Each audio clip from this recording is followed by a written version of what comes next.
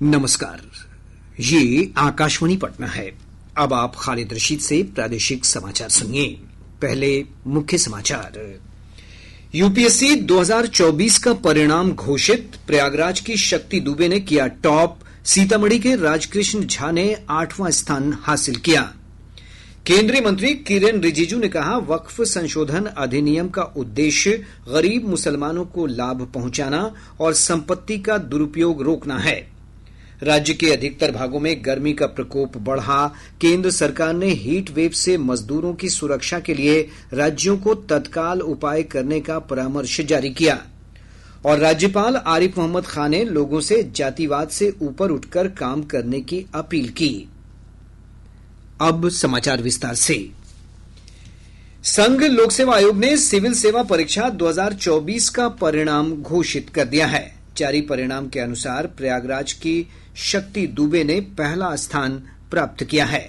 शक्ति दुबे ने अपनी खुशी का इजहार करते हुए कहा कि पहले तो उन्हें टॉप करने का विश्वास ही नहीं हो रहा था। काफी सालों की मेहनत है, तो फीलिंग तो बहुत अच्छी थी। घर पे भी बताया, सब बहुत खुश हैं। अभी तो थोड़ी देर के लिए विश्वास नहीं हो रहा था। मैंने तो नहीं, पर मेरे भाई ने हमेशा से ही सोचा था। लास्ट ईयर भी जब मैंने इंटरव्यू के बाद I miss the cut off by 12 marks, उसने यही कहा था कि तुम चिंता मत करो, तुम फिर से लिख जाओगी, you will again clear it, और तुम्हें भगवान ने रैंक 1 के लिए ही बचा के रखा है। एंड आई थिंक आज उसकी बात सच भी हो गई। हर्षिता गोयल दूसरे, जबकि डोंगरे अर्चित प्राग देश भर में तीसरे स्थान पर रहे हैं। सीतामढ़ी जिले के अथरी गांव के रहने वाले राजकृष्ण झा ने देश भर में 8वां स्थान हासिल किया है। राजकृष्ण झा ने कहा कि उनकी सफलता लगातार मेहनत और बड़ों के आशीर्वाद के कारण संभव हुई है। उन्होंने भावी उम्मीदवारों को ज्यादा से ज्यादा मॉक टेस्ट देने की सलाह दी है। मैंने जॉब करते करते प्रिपरेशन की थी, और जो ऑनलाइन रिसोर्सेस अवेलेबल हैं उनका यूज करके और न्यूज़पेपर्स को पढ़ाई करके और साथ ही साथ टेस्ट देके जो भी अवेलेबल ऑप्शंस हैं कि मॉक टेस्ट देने के, वो यूज किया। और मैं बाकी लोग जो भी एस्पिरेंट्स हैं उनको इतना ही रहेगा कि मॉक टेस्ट देने से ना डरे, जितना ज्यादा हो सके मॉक टेस्ट दे, और जितना ज्यादा मॉक टेस्ट देंगे उससे इम्प्रूवमेंट होगा। वहीं बक्सर जिले के राजपुर प्रखंड के कुसुरुपा गांव के हेमंत मिश्रा ने 13वां स्थान और जमुई की रहने वाली संस्कृति त्रिवेदी ने 17वां स्थान प्राप्त किया है। पहले 10 टॉपरों में 4 महिला उम्मीदवार शामिल हैं। परीक्षा परिणामों में बिहार के 3 उम्मीदवार टॉप 20 लिस्ट में शामिल हैं। परीक्षा में कुल 1009 उम्मीदवारों ने सफलता प्राप्त की है।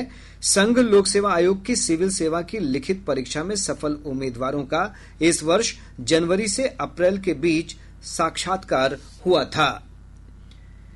केंद्रीय अल्पसंख्यक मामलों के मंत्री किरेन रिजिजू ने कहा है कि वक्फ संशोधन अधिनियम का उद्देश्य गरीब मुसलमानों को लाभ पहुंचाना और संपत्ति का दुरुपयोग रोकना है।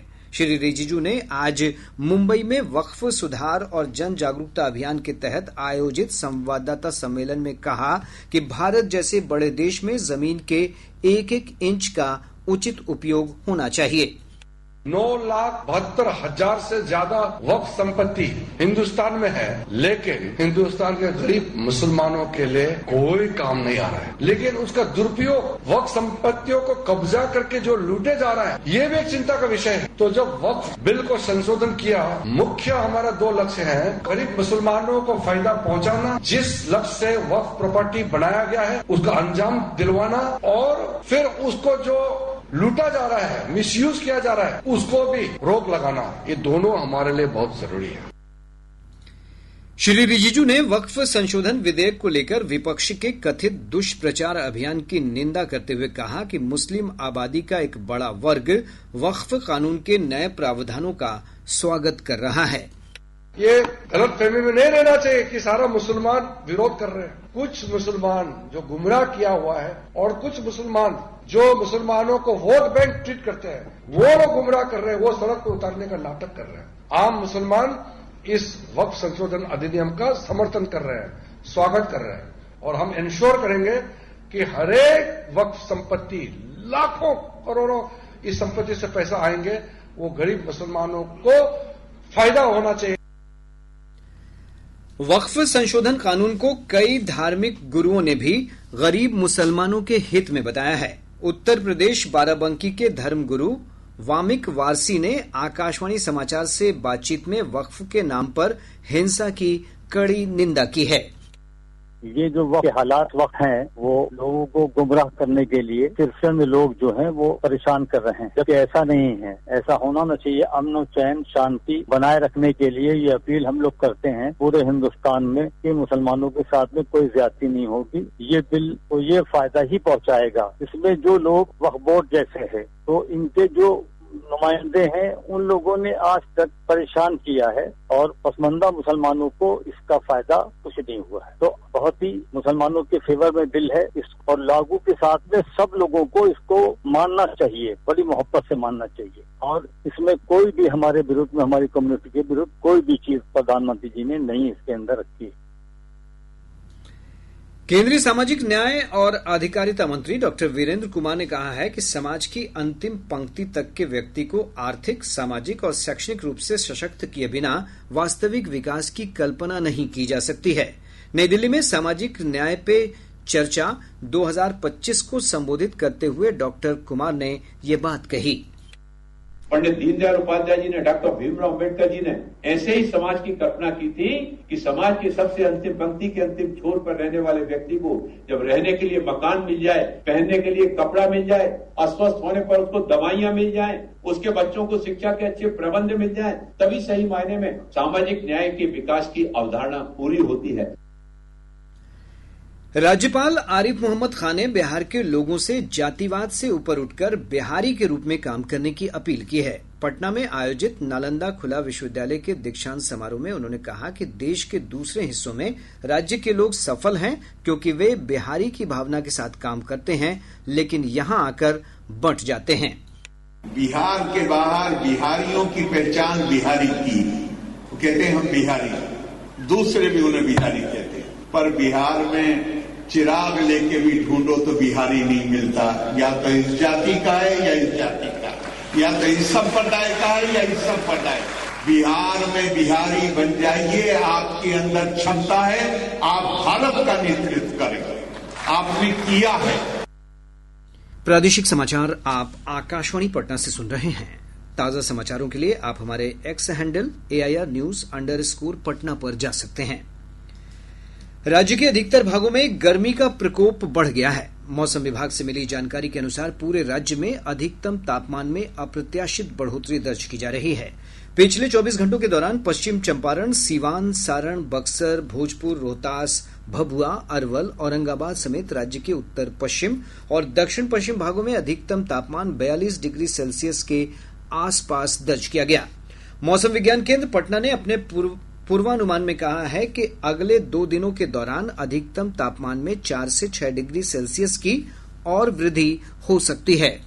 अगले 2 से 3 दिनों के दौरान राज्य के अधिकांश स्थानों के अधिकतम तापमान में 2 से 4 डिग्री सेल्सियस की क्रमिक वृद्धि होने की संभावना है। तत्पश्चात कोई विशेष परिवर्तन नहीं होने का पूर्वानुमान है। अगले 4 से 5 दिनों के दौरान राज्य के अधिकांश स्थानों के न्यूनतम तापमान में कोई विशेष परिवर्तन नहीं होने का पूर्वानुमान है। दिनांक 22 अप्रैल को राज्य के दक्षिण पश्चिम भाग के जिलों में उष्ण एवं आर्द्र दिवस रहने की संभावना है। दिनांक 23 अप्रैल को राज्य के दक्षिण पश्चिम भाग के जिलों में उष्णलहर चलने की संभावना है। मौसम विभाग ने राज्य के 31 जिलों में लू चलने का अलर्ट जारी किया है। अलर्ट के मद्देनजर आपदा प्रबंधन विभाग के निर्देश पर जिला प्रशासन लू के प्रभाव से निपटने की तैयारी शुरू कर दी है। राज्य में भीषण गर्मी से जनजीवन प्रभावित हुआ है। शेखपुरा जिले के बरबीघा स्थित +2 विद्यालय में 9वीं और 10वीं कक्षा के आधा दर्जन से अधिक छात्र छात्राएं गर्मी की चपेट में आकर बेहोश हो गए। इन्हें अस्पताल में भर्ती कराना पड़ा। केंद्र सरकार ने राज्यों और केंद्र शासित प्रदेशों को अत्यधिक हीट वेव की परिस्थितियों से श्रमिकों और मजदूरों की सुरक्षा के लिए तत्काल कदम उठाने की सलाह दी है। श्रम और रोजगार मंत्री मनसुख मांडविया ने नई दिल्ली में संवाददाताओं से बातचीत करते हुए कहा कि सभी राज्यों और केंद्र शासित क्षेत्रों के मुख्य सचिवों और प्रशासकों को पत्र लिखकर श्रमिकों के लिए प्रभावी हीट वेव निवारक उपाय लागू करने के निर्देश दिए गए हैं। मंत्रालय ने विभिन्न नियोक्ताओं और कंपनियों को परामर्श जारी कर काम के घंटों को पुनर्निर्धारित करने, कार्यस्थल पर पर्याप्त पीने के पानी की उपलब्धता सुनिश्चित करने और श्रमिकों की नियमित स्वास्थ्य परीक्षण किए जाने की सलाह दी है। वायुसेना की सूर्य किरण टीम ने पटना के जेपी गंगा पथ पर एरोबैटिक एयर शो में हैरत अंगेज कारनामे दिखाए। 1857 की क्रांति के नायक बाबू वीर कुंवर सिंह के विजयोत्सव के अवसर पर यह कार्यक्रम आयोजित किया जा रहा है। मुख्य समारोह कल आयोजित किया जाएगा। एक रिपोर्ट। एयर शो के पहले दिन सूर्य किरण टीम के जांबाजों ने एक से बढ़कर एक हैरत अंगेज करतब दिखाए। गंगा नदी के ऊपर आसमान में गोता लगाते पैराग्लाइडर्स ने हाथ में तिरंगे को लेकर सम्मान दिया और देशभक्ति का जज्बा दिखाया। इस दौरान 1857 के क्रांतिवीर बाबू कुंवर सिंह की तस्वीर हाथ में लेकर पैराग्लाइडर्स ने ऊंचे क्षितिज में उन्हें श्रद्धांजलि अर्पित की। हवाई करतब देखने पहुंचे बड़ी संख्या में युवा और विद्यार्थियों ने तालियों की गड़गड़ाहट के साथ सूरवीरों का अभिनंदन किया। धर्मेंद्र कुमार राय, आकाशवाणी समाचार, पटना। एयर शो में शामिल हॉक 9 विमान उड़ा रही फ्लाइट लेफ्टिनेंट कमल संधू ने कहा कि रिहर्सल शो शानदार रहा और कल होने वाला मुख्य प्रदर्शन और भी शानदार होगा। उसका रिहर्सल बहुत ही शानदार रहा, लेकिन आज जो हवाई दृश्यता है वो कम होने के कारण हमारी टीम ने आज उसके ही हिसाब से मैनूवर्स किए हैं। कल अगर आप यहाँ पे आएंगे तो आप देख पाएंगे कि किस प्रकार ये फिनाले शो को भी अंजाम देंगे हमारे पायलट्स। और आज आप सबके जोश और उत्साह के लिए बहुत बहुत धन्यवाद। भोजपुर जिले में बाबू वीर कुंवर सिंह के विजयोत्सव यानी शौर्य दिवस पर आयोजित होने वाला राजकीय समारोह स्थगित कर दिया गया है। पोप फ्रांसिस के निधन पर भारत सरकार द्वारा 3 दिनों के राष्ट्रीय शोक की घोषणा को देखते हुए कार्यक्रम में बदलाव किया गया है। अब बाबू वीर कुंवर सिंह के जगदीशपुर किला और आरा के वीर कुंवर सिंह पार्क में सिर्फ माल्यार्पण कर उन्हें श्रद्धांजलि दी जाएगी। प्रधानमंत्री नरेंद्र मोदी 24 अप्रैल को मधुबनी में आयोजित कार्यक्रम के दौरान समस्तीपुर और सहरसा के बीच नई सवारी गाड़ी का शुभारंभ करेंगे। यह जानकारी समस्तीपुर मंडल के रेल प्रबंधक विनय श्रीवास्तव ने दी है। बक्सर की एक स्थानीय अदालत ने हत्या के मामले में दोषी 3 लोगों को आजीवन कारावास की सजा सुनाई है। साथ ही इन सभी पर 20-20 हजार रुपए का जुर्माना भी लगाया गया है। और अब अंत में मुख्य समाचार एक बार फिर। यूपीएससी सिविल सेवा परीक्षा 2024 का परिणाम घोषित। प्रयागराज की शक्ति दुबे ने किया टॉप। सीतामढ़ी के राजकृष्ण झा ने 8वां स्थान हासिल किया। केंद्रीय मंत्री किरेन रिजिजू ने कहा, वक्फ संशोधन अधिनियम का उद्देश्य गरीब मुसलमानों को लाभ पहुंचाना और संपत्ति का दुरुपयोग रोकना है। राज्य के अधिकतर भागों में गर्मी का प्रकोप बढ़ा। केंद्र सरकार ने हीट वेव से मजदूरों की सुरक्षा के लिए राज्यों को तत्काल उपाय करने का परामर्श जारी किया।